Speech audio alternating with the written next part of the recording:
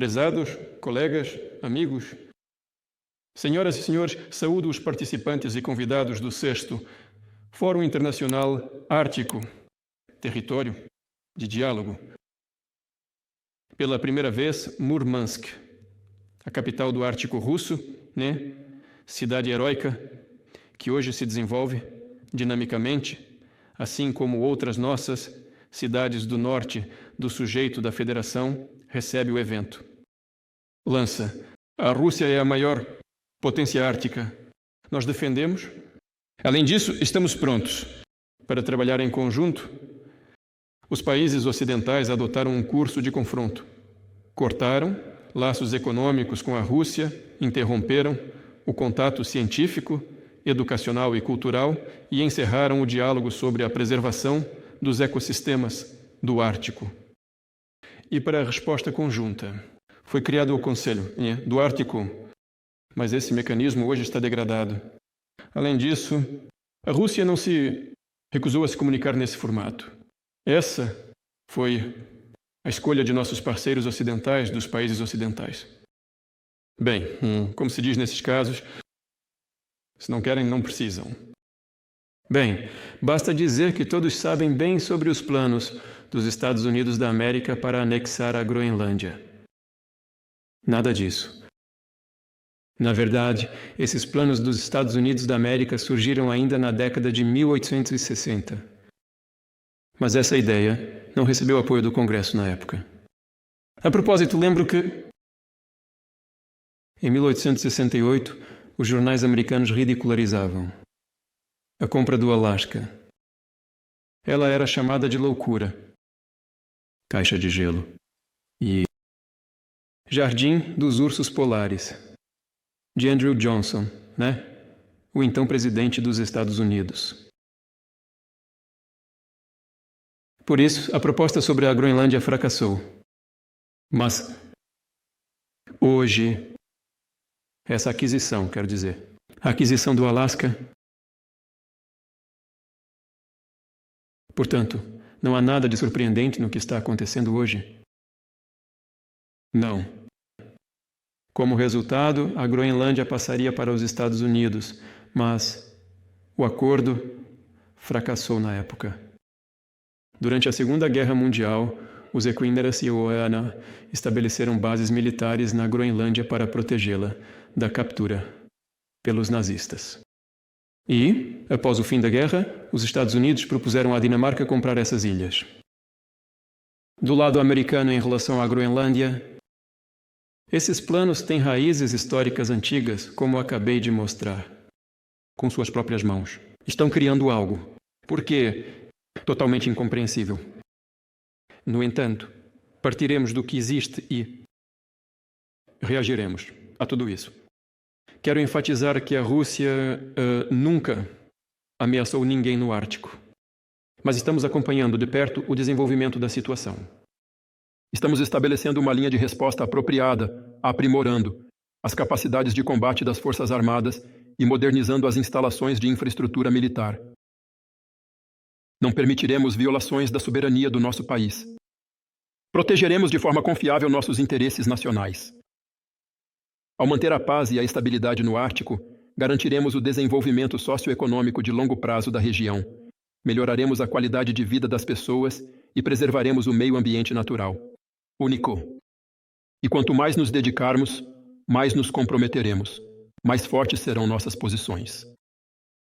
Quanto mais significativos forem os resultados alcançados, mais oportunidades teremos para lançar projetos internacionais e globais. No Ártico, com a participação de países amigos, estados que são nossos amigos, e possivelmente até estados ocidentais.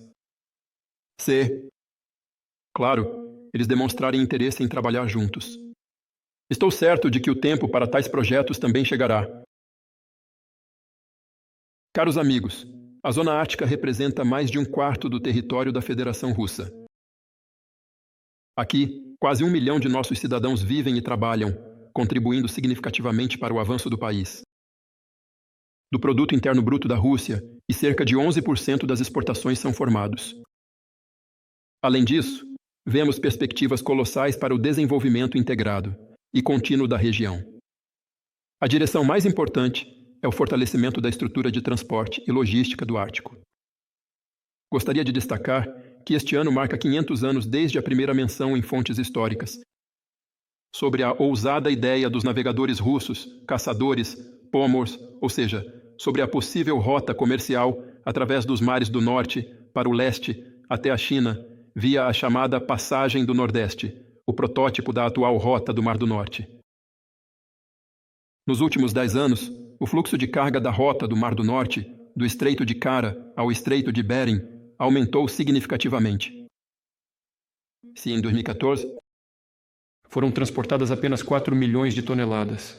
Muito recentemente, em 2014, 4 milhões de toneladas.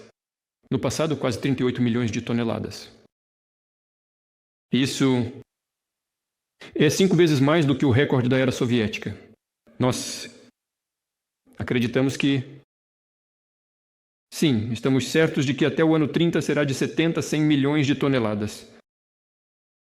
Mas nossos planos, tanto em termos de volume, quanto de geografia de transporte e de expansão da frota ártica, são muito mais ambiciosos. A rota do Mar do Norte deve se tornar um segmento-chave do corredor de transporte transártico que passará de São Petersburgo através de Murmansk até Vladivostok. Ele é destinado a conectar os centros industriais, agrícolas, energéticos e os mercados consumidores mundiais de forma mais curta e segura. Uma rota economicamente vantajosa. Fala-se sobre isso em todos os lugares, escreve-se sobre isso tanto no Oriente quanto no Ocidente. Os especialistas entendem isso perfeitamente. A base de carga do corredor transártico crescerá devido à extração e ao processamento profundo de recursos precisamente no Ártico. Devido ao aumento do trânsito internacional, e o que quero destacar especialmente é a conexão do corredor transártico com nossa rede ferroviária interna, do noroeste até o extremo oriente, até o BAN e o Transiberiano.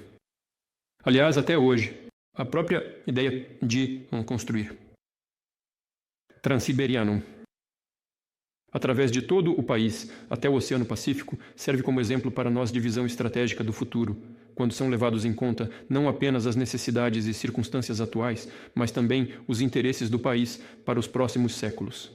É exatamente essa abordagem que devemos seguir ao desenvolver o corredor transártico. Quais são as tarefas prioritárias aqui? Primeiro, atualmente a Rússia já possui a maior frota de quebra-gelos do mundo. Precisamos fortalecer essas posições, colocando em operação quebra-gelos de nova geração, incluindo nucleares, que atualmente só a Rússia possui. Quem no mundo não tem uma frota assim? 4 deles das novas séries 420 já estão operando no Ártico. Estão sendo construídos mais 3 navios nucleares desta série Chukotka, Leningrado e Stalingrado. Além disso, um superpoderoso quebra-gelo russo de 120 megawatts, navios de grande tonelagem em altas latitudes. Durante todo o ano todo. Agora mesmo estávamos discutindo essas questões com colegas do governo. Nesse sentido, é necessário agir em todas as direções, adquirindo e encomendando navios prontos. Bem, claro, em primeiro lugar, e chamar atenção para isso, o governo precisa apoiar nossas empresas de construção. E olhe para o setor naval, que está se modernizando e expandindo a produção, estabelecendo cadeias de produção internacionais. Também peço ao governo que trabalhe na questão da construção de novos estaleiros na Rússia, produções modernas, complexas e de alta tecnologia. Terceiro, nos mares do norte, empresas de navegação russas já estão operando com sucesso, transportando produtos petrolíferos e gás natural liquefeito. Agora, é necessário criar condições para o crescimento de operadores nacionais eficientes, que se dedicarão ao transporte de contêineres, carvão, carga a granel e outros através do Ártico. Também estamos abertos aqui à criação de joint ventures. Operadores logísticos internacionais poderiam investir vantajosamente nessas empresas, não apenas com capital e tecnologia, mas também com parte de sua frota de navios mercantes. Quarto, Aumentaremos a capacidade e a vazão de nossos portos do norte em um ritmo acelerado. Faremos isso com base em soluções ecológicas modernas, incluindo tecnologias de manuseio de carga não tripuladas e automatizadas. Assim, as capacidades do centro de transporte de Murmansk, devido à construção de novos terminais, a expansão do acesso ferroviário deve ser aumentada nos próximos anos em pelo menos 3 vezes. Gostaria de acrescentar que há interesse neste projeto e, em geral, no desenvolvimento de transporte e infraestrutura. Parceiros da Bielorrússia, China, Emirados Árabes Unidos e outros países estão demonstrando interesse na região do Ártico.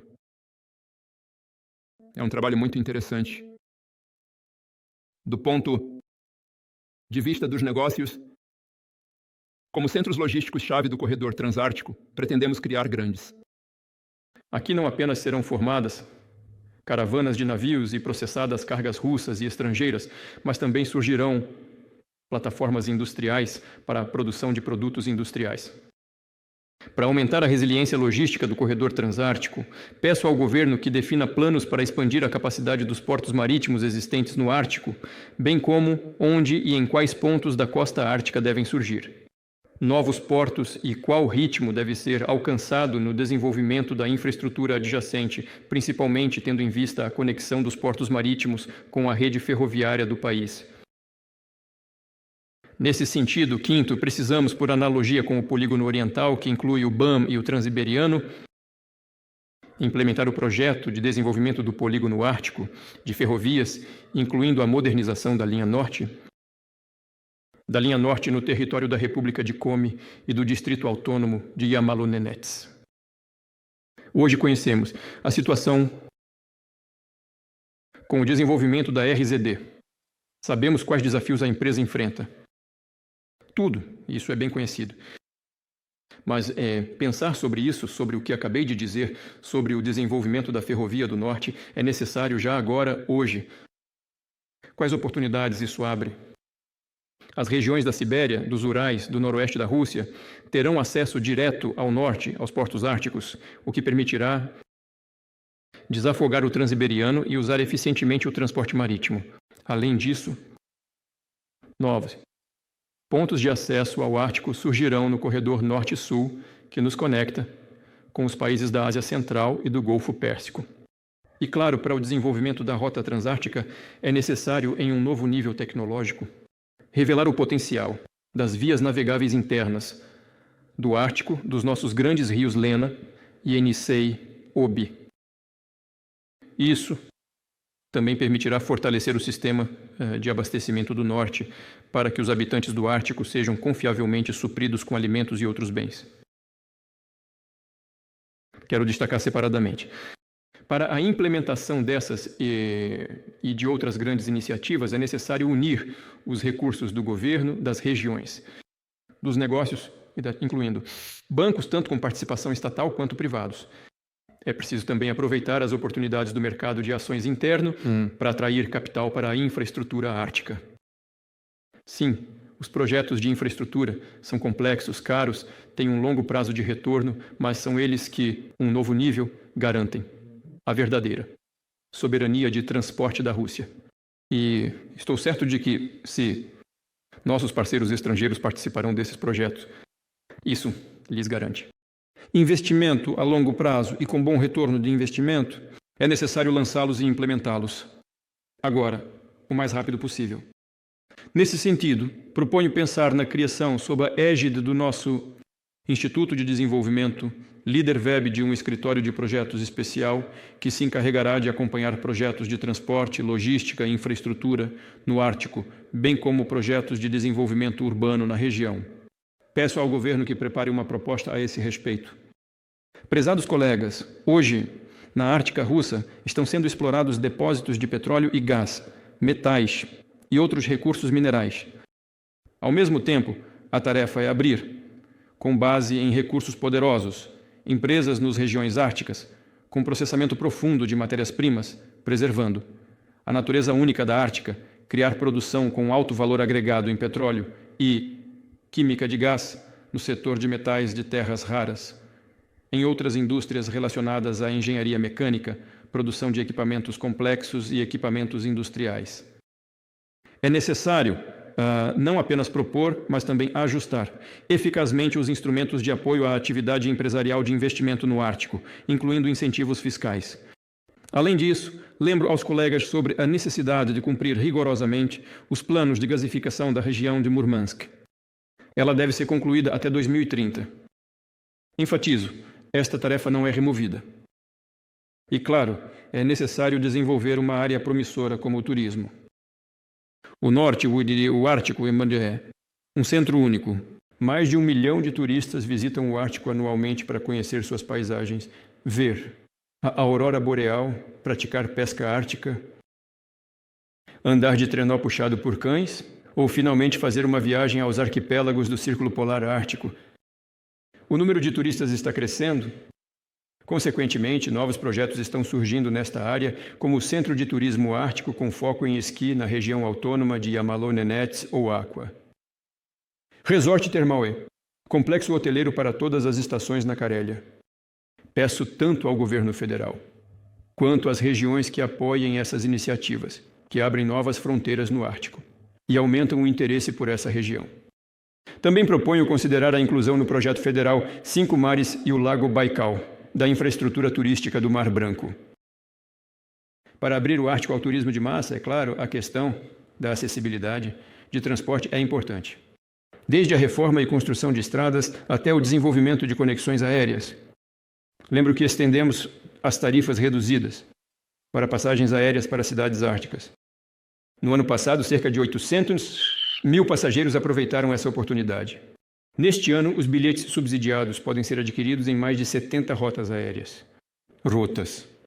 Ao mesmo tempo, os aeroportos do extremo norte, especialmente os pequenos, precisam de renovação. Nos próximos anos, no âmbito do projeto nacional relevante, modernizaremos 16 aeródromos na zona ártica, incluindo em Salekhard, Arkhangelsk, em Venmare e em Irkut. No geral, a nossa tarefa é manter na Ártica uma rede aeroportuária ramificada, desde grandes e médios aeródromos até pequenas pistas de pouso. Isso também é necessário para garantir a acessibilidade durante todo o ano das localidades e o funcionamento da aviação sanitária. Caros amigos, o objetivo-chave e integral dos nossos planos é melhorar a qualidade de vida das pessoas na Ártica, criar condições modernas para estudo e trabalho, para lazer, para a educação das crianças nesta região rigorosa, que possui uma força de atração incrível. Conversei várias vezes com as pessoas, tanto com os nortistas, quanto com aqueles que nasceram aqui e os que vieram, e eles dizem que o norte é atraente, as pessoas se apegam de alma. Como vocês sabem, já foram preparados planos diretores para a aglomeração da zona ártica. Isso não inclui apenas grandes cidades, como Arkhangelsk e Murmansk. Os planos diretores abrangem Kirovsk, Apatit e Monchegorsk, na região de Murmansk, Karelsk, Ekem e Belomorsk, Vorkuta, na República de Komi, Bilibino. Pevek, em Chukotka, Naryan-Mar, no Distrito Autônomo de Nenets, Salekhard, Labitnangi, Novi Urengoi e Noyabersk, no Distrito Autônomo de Yamalo-Nenets, assim como Tixi, e Naiba, na Yakutia, Norilsk, Igarka e Dixon, no território de Krasnoyarsk. Quero agradecer especialmente à Corporação VEB e à Dom RF, que participaram diretamente na preparação de muitos desses planos diretores. Aqui serão aplicadas as mais recentes soluções de planejamento urbano, preservando a aparência única das localidades. Além disso, com base nas propostas dos próprios moradores e associações comunitárias, incluindo organizações dos povos indígenas do Norte. Chamo a atenção do governo para a necessidade de acelerar a adoção do cronograma de implementação dos planos diretores árticos. Planejar seu financiamento, incluindo, como já mencionei, a necessidade de prever seções árticas separadas em nossos projetos nacionais, além de lançar um mecanismo para envolver na implementação dos planos diretores empresas de investidores estratégicos que operam no Ártico ou desejam trabalhar aqui, onde funcionários municipais e regionais irão aprimorar suas qualificações na área de desenvolvimento urbano, aprendendo as melhores metodologias de planejamento mestre. Em seguida, acabamos de discutir isso com colegas do governo e do Ministério das Finanças. Não vou mencionar os números finais, mas é necessário definir tal limite e apoio. É necessário prestar apoio para que esses colegas, no dia que estão lidando com as tarefas que acabei de mencionar, tenham mais oportunidades para o desenvolvimento. Peço separadamente ao governo que prorrogue o programa de renovação de vilas militares. Esse programa de renovação deve funcionar pelo menos até 2030, com um volume anual de apoio financeiro do orçamento federal. Não menos que 10 bilhões de rublos. Quero enfatizar que isso está, claro, relacionado ao fortalecimento de nossa componente militar nessa região. O número de militares aqui vai aumentar. Uma das tarefas dos planos mestres e do programa de renovação é determinar onde surgirão novas indústrias e empregos, incluindo aqueles ligados ao corredor transártico, onde serão construídas escolas e creches, clínicas e hospitais, estradas e redes, onde serão construídas residências. O Ministério da Defesa, junto com o Ministério, e as regiões devem trabalhar todas essas questões individualmente, para que fique claro quais são exatamente os recursos, quais prazos devem ser alocados para apoiar a solução dessa tarefa. A peculiaridade do Ártico é que a construção é realizada em condições de longo prazo. Além disso, hoje, considerando as mudanças climáticas, é importante observar a dinâmica e levar em conta os riscos potenciais. Proponho criar um centro científico especial para monitorar o permafrost, envolvendo nesta tarefa os principais institutos federais e regionais. Suas pesquisas se tornarão a base científica para a tecnologia de adaptação da infraestrutura ártica aos processos de gelos dourados. Espero que a ideia dos centros multifuncionais árticos também encontre seu lugar nesse contexto, onde instituições sociais e administrativas, complexos esportivos e organizações do setor de serviços estejam sob o mesmo teto, em um único edifício. E claro, é sempre necessário basear-se na opinião e nas demandas dos cidadãos, dos próprios nortistas. Assim, as pessoas dizem diretamente, por exemplo, que nas cidades e vilarejos árticos falta a chamada economia de serviços, ou seja, locais de lazer, espaços para descanso em família, entretenimento infantil e áreas culturais e educacionais.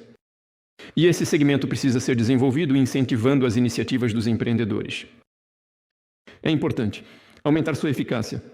Peço ao governo que ajuste os parâmetros deste programa, incluindo a ampliação da lista de setores aos quais ele se aplica, criando oportunidades adicionais para que pequenas empresas obtenham créditos subsidiados. Vou falar separadamente sobre a saúde. A acessibilidade aos serviços médicos no norte é objetivamente menor do que na região central, especialmente em localidades remotas. Além disso, para preservar a saúde dos habitantes do norte, é necessário utilizar tecnologias digitais, equipar postos móveis de paramédicos com ferramentas de inteligência artificial que permitirão, tanto remotamente quanto no local, realizar diagnósticos de saúde das pessoas, identificar várias doenças e fornecer recomendações para seu tratamento. Em seguida, uma questão sensível para o Ártico e seus habitantes é o bem-estar ambiental. Lembro que no nosso primeiro fórum, que foi iniciado pela Sociedade Geográfica Russa, foi anunciado o início da limpeza geral do Ártico, de sucata, resíduos de combustíveis e lubrificantes e outros detritos. O projeto, lançado pela Sociedade Geográfica Russa com a participação do Ministério do Meio Ambiente, reuniu milhares de voluntários e organizações públicas. E nós certamente continuaremos esse trabalho. Garantiremos a proteção ambiental abrangente da zona ártica da Rússia, incluindo a resolução de um problema tão urgente como a limpeza das águas de navios afundados. Claro, tudo isso requer dinheiro.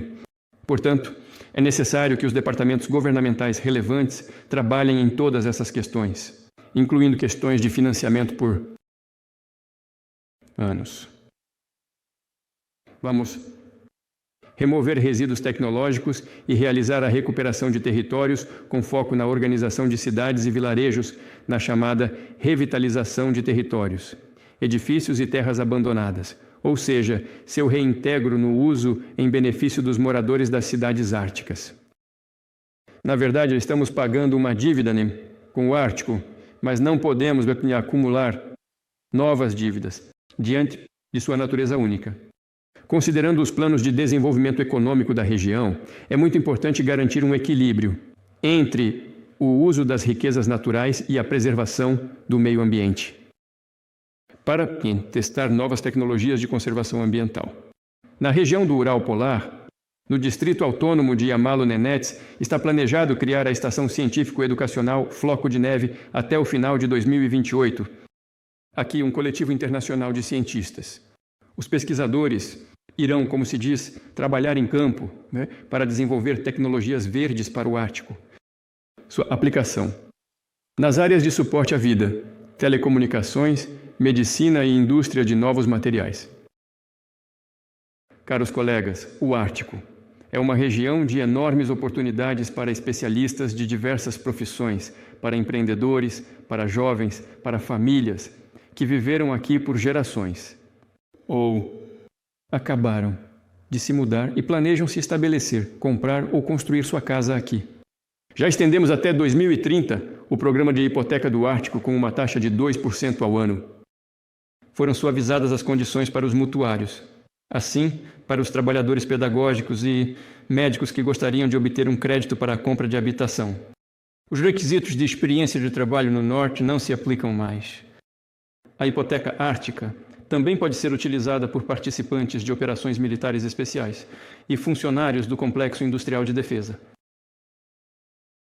Um problema muito agudo para os nortistas é a habitação de emergência. Instruo o governo a trabalhar nisso. Um plano de ações concretas até 1º de setembro deste ano. Proponho expandir este programa para os assentamentos estratégicos do Ártico, para que a habitação de aluguel se torne mais acessível para aqueles que estão começando sua carreira profissional na região. Isso já foi feito. Estou certo de que essa formação será um poderoso ponto de partida para muitos líderes promissores. Além disso, o Norte sempre atraiu pessoas corajosas, verdadeiros líderes. Um desses dedicados, um pesquisador notável, explorador polar, cientista, Artur Nikolaevich Cherengarov.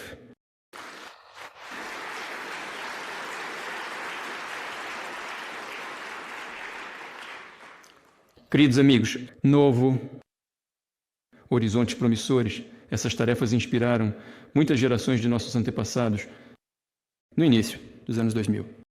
E hoje, o vetor de desenvolvimento do Norte está na vanguarda, sendo nossa escolha histórica, soberana.